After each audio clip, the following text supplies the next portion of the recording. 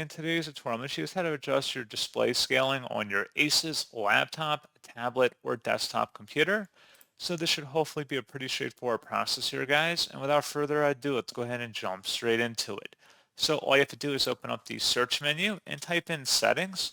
Best result, should go back with settings. Go ahead and open that up.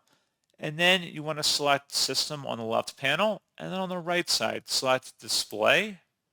And then for your ASUS device, go underneath Scale and Layout, and you can click the drop-down and select a custom scaling level or one of the preset options here. And you can also select a little arrow to the right to then enter in a custom scaling level if you choose. And that's pretty much it.